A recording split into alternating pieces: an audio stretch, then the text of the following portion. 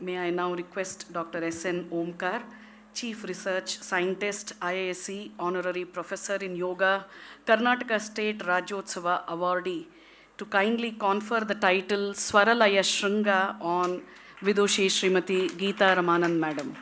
Put your hands together, ladies and gentlemen.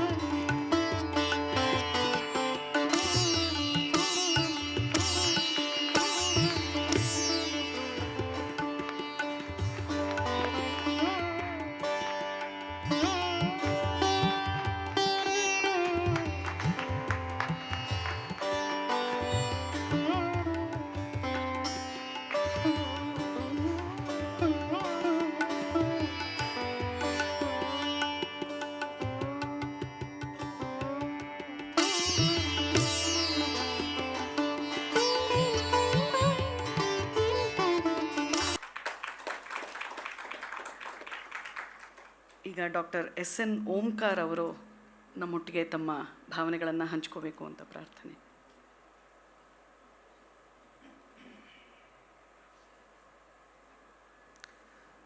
Parameshwara ಸ್ವರೂಪಿಗಳಾದ ತಮ್ಮೆಲ್ಲರಿಗೂ ನಮಸ್ಕಾರ. ಅಮ್ಮ ಯಶೋದೆ ಮೊದಲೇ ಬಾಲಕೃಷ್ಣ ಅತ್ಯಂತ ಆಕರ್ಷಣೀಯವಾದಂಥ ಕೃಷ್ಣ. ಅಂಥ ಆಕರ್ಷಣೀಯ ವ್ಯಕ್ತಿ ಇಲ್ಲವೇ ಇಲ್ಲ. ಅವನಿಗೆ ಭಾಳ ಮುದ್ದಾಗಿ ಅಲಂಕಾರ ಮಾಡೋಳಂತ, ಕಾಲಂದಿ ಹಾಕಿ ಗೆಜ್ಜೆ ಕಟ್ಟಿ ಆ ಕಪ್ಪು ವರ್ಣ ಅವನಿಗೊಂದು ಹಳದಿ ಬಣ್ಣದ ಕೋಪಿನ ಕಟ್ಟಿ ಒಂದು ನವಿಲುಗರಿ ಸಿಕ್ಕಿಸಿ ಎಲ್ಲ ಮಾಡಿ ಕೊನೆಗೆ ಒಂದು ದೃಷ್ಟಿ ಬೊಟ್ಟಿಟ್ಬಿಡೋಳಂತೆ ಕೆನೆ ಮೇಲೆ. ಹಾಗೆಯೇ ಸುಧೀಂದ್ರ ಅವರು ಅನೇಕ ಸಂಗೀತ ವಿದ್ವಾಂಸರನ್ನು ಕರೆಸಿ ದೃಷ್ಟಿಬೊಟ್ಟಾಗಿ ನನ್ನನ್ನು ಇಟ್ಟಿದ್ದಾರೆ. ಅವರಿಗೆ ನನ್ನ ನಮನಗಳು. ವೇದಿಕೆ ಮೇಲೆ ಉಪಸ್ಥಿತರಿರುವ ಎಲ್ಲ ವಿದ್ವಾಂಸರೇ ಹಾಗೂ ಇಂದು ಪ್ರಶಸ್ತಿ ಸ್ವೀಕರಿಸಿದ ವಿದ್ವಾನ್ಗಳೇ, ತಮ್ಮೆಲ್ಲರಿಗೂ ಅಭಿನಂದನೆಗಳು. ಮತ್ತು ಎಲ್ಲ ಸಂಗೀತಾಸಕ್ತರಲ್ಲಿ ಸೇರಿದ್ದೀರ. ನನಗೂ ಸಂಗೀತಕ್ಕೂ ಏನಂತ ಹೆಚ್ಚಿಗೆ ಸಂಬಂಧ ಇಲ್ಲ, ಆದರೂ ಒಂದು ಕೊಂಡಿ ಇದೆ, ಹೇಳ್ಬಿಡ್ತೀನಿ. ಸುಮಾರು 40 ವರ್ಷಗಳಿಂದ ನಾನು ಸಂಗೀತಕ್ಕೆ ಹೋಗ್ತಾಯಿದ್ದೆ ನಮ್ಮ ವಿದ್ವಾನ್ R.K. ಪದ್ಮನಾಭ ಅವ್ರ ಬಳಿ. ಸುಮಾರು 3.5 ವರ್ಷ ಕಷ್ಟಪಟ್ಟೆ. ಅಂದರೆ ಅವರು ಕಷ್ಟಪಟ್ಟರು. ಅವ್ರದ್ದು ಹಂಸಧ್ವನಿ, ನಂದು ಹಿಂಸಾಧ್ವನಿ ಆಯಿತು. ಸರಿ, ಇನ್ನು ಮೇಷ್ಟ್ರಿಗೆ ತುಂಬ ತೊಂದರೆ ಕೊಡಬಾರ್ದು ಅಂದ್ಬಿಟ್ಟು ಬಿಟ್ಬಿಟ್ಟೆ. ಅದೇನೋ ಆ ಅಲ್ಪ ಸಾಧನೆ ಪ್ರಾಯಶಃ ಇವತ್ತಿಂಥ ಒಂದು ಸುಯೋಗ ನನಗೆ ಲಭ್ಯ ಆಗಿದೆ. ಇದು ವೀಣೆ ಒಂದು ಅದ್ಭುತವಾದಂಥ ಒಂದು ಇನ್ಸ್ಟ್ರುಮೆಂಟ್, ವಾದನ. ವೇದ ಮತ್ತು ಸಂಗೀತ ಅಂತ ತಗೊಂಡ್ರೆ ಮೊದಲು ಬರೋದೇ ವೀಣೆ. ಸಂಪೂರ್ಣ ರಾಮಾಯಣ, ವಾಲ್ಮೀಕಿ ರಾಮಾಯಣ ಸಂಗೀತ ಅಂದರೆ ವೀಣೆ ಬರುತ್ತೆ. ಅಂಥ ಒಂದು ಅದ್ಭುತ ವಾದನ ವೀಣೆ. ಅದಕ್ಕೆ ಸಂಬಂಧಪಟ್ಟಂಗೆ ಇವತ್ತು ನಾನು ಇಲ್ಲಿ ಭಾಗವಹಿಸಿದ್ದು ನನಗೂ ಸಂತೋಷ ತಂದಿದೆ. ಸಂಗೀತದ ಬಗ್ಗೆ ಹೆಚ್ಚು ಜ್ಞಾನ ಇಲ್ಲದೆ ಇದ್ದರೂ ಏನಾದ್ರು ಹೇಳಬೇಕಲ್ವೇ? ಯಾಕೆ ನಮಗೆ, ನಾವು ಹಳ್ಳಿ ಕಡೆ ಓದಿದ್ದು, ಅಲ್ಲಿ ಮೇಷ್ಟ್ರುಗಳು ನಮಗೆ ಹೇಳೋರು ಒಂದು, ಎಕ್ಸಾಮಲ್ಲಿ ಏನಾದ್ರು ಕ್ವಶ್ಚನ್ ಉತ್ತರ ಗೊತ್ತಾಗಲಿಲ್ಲ ಅಂದರೆ ಖಾಲಿ ಬಿಡಬೇಡ, ಏನು ಬರುತ್ತೋ ಅದನ್ನ ಬರಿ ಅಂತ. ಅದಕ್ಕೆ ನೀವೆಲ್ಲ ವಿದ್ವಾಂಸರಿದ್ದೀರ, ಏನು ಬರುತ್ತೋ ಅದನ್ನ ಹೇಳ್ಬಿಡ್ತೀನಿ. ವೀಣೆ ಅಂತ ಅದ್ಭುತವಾಗಿರ್ತಕ್ಕಂಥ, ಅದಕ್ಕಂಥ ಶಕ್ತಿ ಇದೆ. ನಮ್ಮ ಮೈಸೂರು ಪರಂಪರೆಯನ್ನು ಗಮನಿಸಿದ್ರೆ ಗೊತ್ತಾಗುತ್ತೆ. ನಾನು ಒಂದು ವಿಷಯವನ್ನು ಹೇಳ್ತೀನಿ. 1911ರಲ್ಲಿ ವೀಣೆ ಶೇಷಣ್ಣ ಅವರನ್ನು ದಿಲ್ಲಿಗೆ ಕರೆಸ್ಕೋತಾರೆ, ಕಿಂಗ್ ಜಾರ್ಜ್ ದಿ 5th. ಏನಪ್ಪ ಅಂತ ಹೇಳಿದ್ರೆ ಅವನು ಹುಟ್ಟುದಬ್ಬದಲ್ಲಿ ವೀಣೆಯನ್ನು ಇವರು ನುಡಿಸ್ತಾರೆ. ಅದರಿಂದ ಎಷ್ಟು ಪ್ರಭಾವಿತನಾಗ್ತಾರೆ ಅಂತ ಹೇಳಿದ್ರೆ ಆ ಮಹಾರಾಜ, ನೀವು ಇಂಗ್ಲೆಂಡಿಗೆ ಬನ್ನಿ ಅಂತ ಕರೀತಾರೆ 1911ರಲ್ಲಿ. ಆಗಿನ ಕಾಲ ಬೇರೆ ಇತ್ತು. ಅವರು ಇಲ್ಲ, ನಾನು ಸಮುದ್ರವನ್ನು ದಾಟಲ್ಲ, ನಿಷಿದ್ಧ ಅಂತ ಹೇಳ್ತಾರೆ. ಆಗ ಆತ ಅವರ ಒಂದು ಪ್ರತಿಮೆ ಬಸ್ಟ್ ಮಾಡಿಸಿ ಅದನ್ನು ಇಂಗ್ಲೆಂಡಿಗೆ ತೊಗೊಂಡೋಗ್ತಾನೆ. ಇದು 1924ರಲ್ಲಿ ಬೆಳಗಾಂ, ಅಲ್ಲಿಗೆ ಬರೋಣ. ಅಲ್ಲಿ ಮೊಟ್ಟ ಮೊದಲ ಕಾಂಗ್ರೆಸ್ ಅಧಿವೇಶನ ನಡೆಯುತ್ತೆ. ಅಲ್ಲಿ ನಡೆದಾಗ ಅಲ್ಲಿ ಚರ್ಚೆ ನಡೆಯುತ್ತೆ. ಯಾರನ್ನಾರೊಬ್ಬರು ಸಾಯಂಕಾಲ ಸ್ವಲ್ಪ, ಯಾಕೆಂದರೆ ಎಲ್ಲ ಬೆಳಗ್ಗೆಯಿಂದ ಏನೇನೋ ವಿವಿಧ ರಾಜಕೀಯ ಚರ್ಚೆಗಳು ನಡೆದಿರುತ್ತೆ, ಏನಾದರೂ ಒಂದು ಒಳ್ಳೆಯ ಕಾರ್ಯಕ್ರಮ ಇಟ್ಕೊಳ್ಳೋಣ ಅಂತ. ಆಗೆಲ್ಲರೂ ಈ ಒಂದು ಘಟನೆಯನ್ನು ಉಲ್ಲೇಖಿಸಿ ಕೆಲವರು ಹೇಳ್ತಾರೆ, ಇಲ್ಲ ಇವ್ರನ್ನೇ ಕರೆಸಬೇಕು, ನಮ್ಮ ವೀಣೆ ಶೇಷಣ್ಣನವ್ರನ್ನೇ ಕರೆಸೋಣ ಅಂತ ಅವ್ರನ್ನ ಬೆಳಗಾಮಿಗೆ ಕರೆಸ್ತಾರೆ. ಬೆಳಗಾಮಲ್ಲಿ ಅವರವರ ಮೊಮ್ಮಗ ಮತ್ತು ಇನ್ನಿಬ್ಬರು ಶಿಷ್ಯಂದ್ರೊಡನೆ ಬೆಳಗಾವಿಗೆ ಬರ್ತಾರೆ. ಸಂಜೆ 5:30ಯಿಂದ 6 ಅವರ ಕಾರ್ಯಕ್ರಮ, ಅರ್ಧ ಗಂಟೆ ಅಷ್ಟೇ. ಗಾಂಧೀಜಿ, ಜವಾಹರ್ಲಾಲ್ ನೆಹರು, ರಾಜೇಂದ್ರ ಪ್ರಸಾದ್, ವಲ್ಲಭಾಯ್ ಪಟೇಲ್ ಅಂತ ದೇಶದ ಮಹಾನ್ ನಾಯಕರೆಲ್ಲ ಇರ್ತಾರೆ. ಅರ್ಧ ಗಂಟೆ ಇವರು ತಮ್ಮ ವೀಣಾವಾದನವನ್ನು ಪ್ರಸ್ತುತಪಡಿಸ್ತಾರೆ. ಅಲ್ಲಿರೋರೆಲ್ಲ ಮೈ ಮರೆತು ಬಿಟ್ಟಿರ್ತಾರೆ. ಆದರೆ ಇವರು ಸಮಯದ ನಿಖರತೆ ಅರ್ಧ ಗಂಟೆಗೆ ನಿಲ್ಲಿಸ್ಬಿಡ್ತಾರೆ. ಗಾಂಧೀಜಿ ಮೌನ ವ್ರತದಲ್ಲಿರ್ತಾರೆ. ಅವಾಗ ಅವರು ನೋಡ್ತಾರೆ, ಇದು ಯಾಕೆ ನಿಲ್ಲಿಸ್ಬಿಟ್ರು ಅಂತ. ಆಮೇಲೆ ಯಾರು ಹೇಳಿದ್ರು, ಇಲ್ಲ ಸಮಯ ಆಯಿತು ಅಂತ. ಆಗ ಗಾಂಧೀಜಿ ಸನ್ನೆ ಮಾಡಿದ್ರಂತೆ, ಮುಂದುವರಿಸಿ ಅಂತ. ಅಷ್ಟು ಅದ್ಭುತವಾಗಿತ್ತು. ಇನ್ನು ಅರ್ಧ ಗಂಟೆ ಮುಂದುವರಿತು. ಹಾಗೆ ಇನ್ನೂ ಆಯಿತು, ಇನ್ನೂ ಹಾಗೆ 1 ಗಂಟೆಗಳಾಯಿತು. ಆಗ ಗಾಂಧೀಜಿಯವರ ಆಪ್ತರು ಮಹಾದೇವ್ ದೇಸಾಯಿ ಒಂದು ಒಕ್ಕಣೆ ಬರೀತಾರೆ ಗಾಂಧೀಜಿಗೆ, ಸ್ವಾಮಿ ನಿಮ್ಮ ಮುಂದಿನ ಕಾರ್ಯಕ್ರಮಕ್ಕೆ ತೊಂದರೆ ಆಗುತ್ತೆ, ಬೇಕಾಷ್ಟು ಜನ ಕಾಯ್ತಿದ್ದಾರೆ.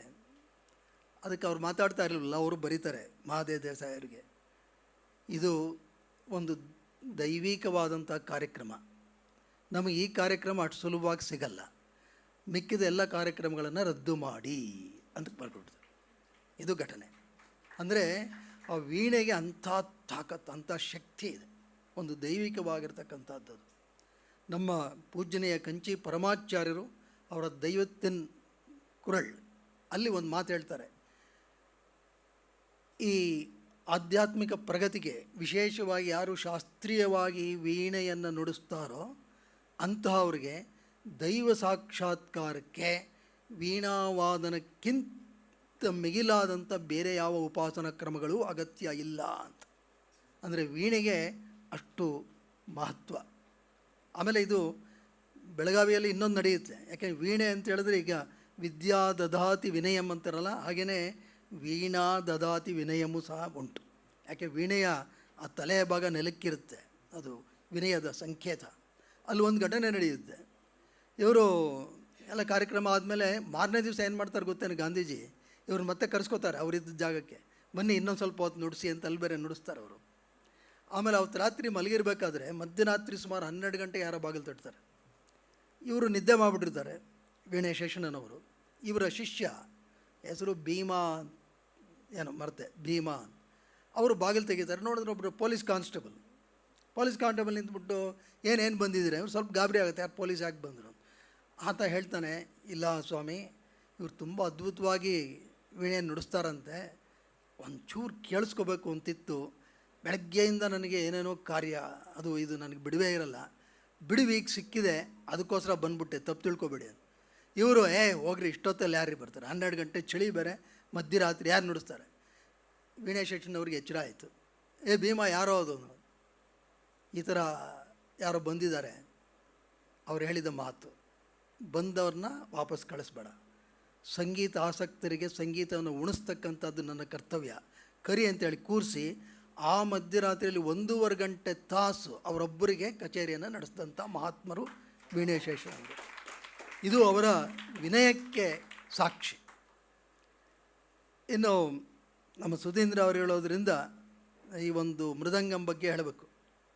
ನಮ್ಮ ದೇಶದ ಮತ್ತೊಬ್ಬ ಮಹಾನ್ ವಿದ್ವಾನ್, ಅವ್ರು ನಿಮಗೆಲ್ಲರೂ ಅವ್ರ ಹೆಸರು ಗೊತ್ತು. ಅವರಿಗೆ ಒಮ್ಮೆ ಅವರ ಮೃದಂಗ ಸ್ವಲ್ಪ ಒಂದು ರಿಪೇರಿಗೆ ಬಂತು, ಯಾವುದೋ ಒಂದು, ಅವ್ರು ಬೇಕಾದ ಮೃದಂಗ ಇಟ್ಕೊಂಡಿದ್ರು, ರಿಪೇರಿಗೆ ತೊಗೊಂಡೋಗಿ ಕೊಟ್ರಂತೆ. ಆ ಅಂಗಡಿಯವನು ಹೇಳಿದಂತೆ, ಸ್ವಾಮಿ ತಕ್ಷಣಕ್ಕೆ ರಿಪೇರಿ ಆಗಲ್ಲ, ಇದಕ್ಕೆ ಒಳ್ಳೆಯ ಹಸುವಿನ, ನಿಜವಾ ಹಸುವಿನ ಚರ್ಮ ಬೇಕು, ಒಳ್ಳೆಯ ಹಸುವಿನ ಚರ್ಮ ಸಿಕ್ಕಿದ ಮೇಲೆ ನಿಮಗೆ ನಾನು ಅದನ್ನು ಮಾಡಿಕೊಡ್ತೀನಿ, ನಿಮಗೆ ಅಂತಿಂಥ ಹಸು ಆಗಲ್ಲ, ಒಳ್ಳೆಯ ಹಸು ನೋಡಿ ನಾನು ಮಾಡಿಕೊಡ್ತೀನಿ. ಈ ಮಾತು ಅವ್ರ ಮೇಲೆ ಪ್ರಭಾವ ಬೀರ್ಬಿಡ್ತಂತೆ. ಹಸುವಿನ ಚರ್ಮ ಯಾವುದು ಪಾಪ ಹಸು, ನಾವು ಪೂಜೆ ಮಾಡ್ತಕ್ಕಂಥ ಹಸು, ಆ ಚರ್ಮವಾದ್ಯ ಇದನ್ನು ನಾನು ನುಡಿಸ್ಬೇಕೇ? ಅವತ್ತು ರಾತ್ರಿ ಇಡೀ ನಿದ್ದೆ ಮಾಡಲಿಲ್ವಂತೆ ಅವರು. ಇಲ್ಲ, ನಾನು ಮೃದಂಗ ನುಡಿಸಬಾರ್ದು, ಈ ಸ್ಥಿತಿಗೆ ಬಂದ್ಬಿಡ್ರಂತೆ. ಅವರು 3 ತಿಂಗಳು ಕಾರ್ಯಕ್ರಮ ಒಪ್ಕೊಂಡ್ಬಿಟ್ಟಿದ್ರಂತೆ. ತೀರ್ಮಾನ ಮಾಡಿದ್ರಂತೆ, ಈ ಕಾರ್ಯಕ್ರಮಗಳು ಮುಗಿಸ್ಬಿಟ್ಟು ಇನ್ಯಾವುದೂ ಒಪ್ಕೊಳ್ಳಲ್ಲ ಅಂತ. ಕಾರ್ಯಕ್ರಮದಿಂದ ಅಂಗವಾಗಿ ಚೆನ್ನೈಗೆ ಬಂದಿರ್ತಾರೆ. ಚೆನ್ನೈಗೆ ಬಂದಾಗ ಕಂಚಿ ಪರಮಾಚಾರ್ಯರನ್ನು ನೋಡೋದಕ್ಕೋಸ್ಕರ ಕಾಂಚೀಪುರಂ ಬರ್ತಾರೆ. ಅಲ್ಲಿ ಬಂದರೆ ಅಲ್ಲಿ ಕಂಚಿ ಪರಮಾಚಾರ್ಯರು ಅಲ್ಲಿರಲ್ಲ. ಅಲ್ಲಿಂದ ಒಂದು 50 ಕಿಲೋಮೀಟ್ರ್ ಇನ್ನೊಂದು ಹಳ್ಳೀಲಿ ಇರ್ತಾರೆ. ಇವರು ಅವ್ರನ್ನ ನೋಡಲೇಬೇಕು ಅಂತ ತವಕ. ಯಾಕೆಂದರೆ ಇವರಿಗೆ ಇದೊಂದು ಮನಸ್ಸಿನಲ್ಲಿ ಕುದೀತಾ ಇದೆ, ಇದು ಹೇಗೆ, ಇದು ಒಂದು ಹಸುವಿನ ಚರ್ಮವನ್ನು ನಾವು ಇದಕ್ಕೆ ಬಳಸ್ಬೋದೆ, ಇಂಥ ಕೆಲಸ ನಾನು ಮಾಡಬೇಕಾ ಅಂತ. ಕಂಚಿ ಪರಮಾಚಾರ್ಯರ ಹತ್ರ ಹೋಗ್ತಾರೆ.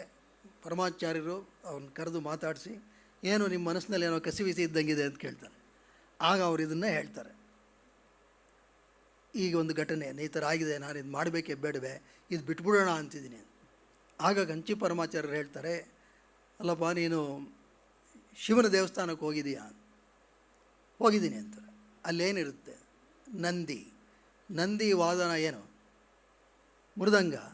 ಅವನೇ ಮೃದಂಗವನ್ನು ಬಾರಿಸ್ತಾನೆ ಶಿವನ ಮುಂದೆ ಅಂದಮೇಲೆ ನಿನ್ನದೇನೆಯ, ನೀನು ಬಿಡೋದು ಪಾಪ, ಬಿಡಬಾರ್ದು. ಆ ನಂದಿ ಶಿವನಿಗೆ ನುಡಿಸ್ದಾಗೆ ನೀನು ಕಲಿಯುಗದ ನಂದಿ, ನೀನು ಮೃದಂಗವನ್ನು ಮುಂದುವರಿಸಲೇಬೇಕು ಅಂತ ಆಶೀರ್ವಾದ ಮಾಡ್ತಾರೆ. ಅವರೇ ಪಾಲ್ಗಾಟ್ ಮಣಿ ಅಯ್ಯರ್. ಇದು ಸುಧೀಂದ್ರ ಅವರು ನನ್ನ ಕರೆದದ್ದಕ್ಕೋಸ್ಕರ ಈ ಘಟನೆಯನ್ನು ಹೇಳಬೇಕು ಅಂತ ಅನ್ಕೋತಾ ಇದ್ದೆ, ಅದನ್ನು ಹೇಳಿದ್ದೀನಿ. ಇವರ ಸುಸ್ವರಾಲಯ 26ನೇ ವರ್ಷವನ್ನು ಸಂಭ್ರಮದಿಂದ ಆಚರಿಸ್ತಾ ಇದೆ, ಅರ್ಥಪೂರ್ಣವಾಗಿ ಆಚರಿಸ್ತಾ ಇದೆ.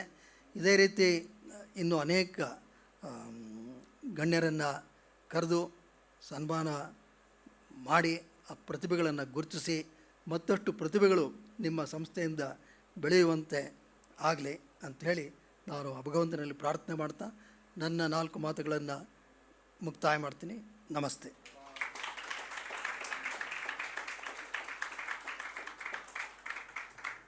ಧನ್ಯವಾದಗಳು ಡಾಕ್ಟರ್ ಎಸ್.ಎನ್. ಓಂಕಾರ್ ಅವರೇ. ನಾದ ಸಾಧನೆಗೆ ಯೋಗ ಸಾಧನೆ ಅತ್ಯಗತ್ಯ. ಆ ಒಂದು ನಿಟ್ಟಿನಲ್ಲಿ ನೋಡಿದಾಗ ಇವತ್ತು ನಮ್ಮ ಸಂಸ್ಥೆಯ ಸುಯೋಗ ನೀವು ಇಲ್ಲಿ ನಮ್ಮ ಸಮಾರಂಭದಲ್ಲಿ ಆಗಮಿಸಿದ್ದೀರಾ. ಹಾಗೆಯೇ ಇಂಡಿಯನ್ ಇನ್ಸ್ಟಿಟ್ಯೂಟ್ ಆಫ್ ಸೈನ್ಸ್ ಅನ್ನುವಂಥದ್ದು ನಮ್ಮ ದೇಶದ ಒಂದು ಪ್ರಖ್ಯಾತವಾದಂತಹ ಸಂಸ್ಥೆ. It is the foremost organisation serving the purpose of science and research. ಇಂತಹ ಸಂಸ್ಥೆಯಲ್ಲಿ ಚೀಫ್ ರಿಸರ್ಚ್ ಸೈಂಟಿಸ್ಟ್ ಆಗಿದ್ದೀರಾ. ಹಾಗೆಯೇ you are also the honorary professor in yoga. Coming from that research background, I think we should look at collaborating with you and seeking your guidance through yoga to have a very effective Nada yoga and the sadhana towards Nada. Thank you so much, sir, for accepting our invitation and being a part of our anniversary celebrations today. ಈಗ ಅವರು qualifications ಆಗಲಿ, ಅವರು ಇಟ್ಕೊಂಡಿರೋ ಸ್ಥಾನ IAS ಆಗಲಿ, ಯೋಗಪಟು ಆಗಲಿ, ಅದೆಲ್ಲ ನೋಡಿದ್ರೆ ಅವರು ತುಂಬ ಸಿಂಪಲ್ಲಾಗಿ ಇರ್ತಾರೆ. ಇನ್ವಿಟೇಷನ್ ಕೂಡ ಮನೆಗೆ ಕೊಡೋದಕ್ಕೆ ಬಿಡಲಿಲ್ಲ. ಅವರು ವಾಟ್ಸಪ್ ಇನ್ವಿಟೇಷನ್ಸ್ ಸಾಕು ಅಂದ್ಬಿಟ್ರು. ಅವರು ಅಷ್ಟು ಸಿಂಪಲ್ಲಾಗಿ ಎಲ್ಲ ಹೇಳಿದ್ರು. ಏನು ಹಬ್ಬ ಅಂದರೆ ಒಂದು 250ರಿಂದ 300 ಜನ PhD ಅವ್ರ ಕೈ ಕೆಳಗಡೆ ಮಾಡ್ತಾಯಿರ್ತಾರೆ ಅಷ್ಟೇ. ಅಷ್ಟು ಸಿಂಪಲ್ ಪರ್ಸನ್ನು ಅವ್ರನ್ನ ಇಲ್ಲಿ ಕರ್ಕೊಂಬಂದಿದ್ದು ನಮ್ಮ Vasu. I should profusely thank Vasu, my dear friend, for bringing such a great man here. Thank you sir, thank you very much.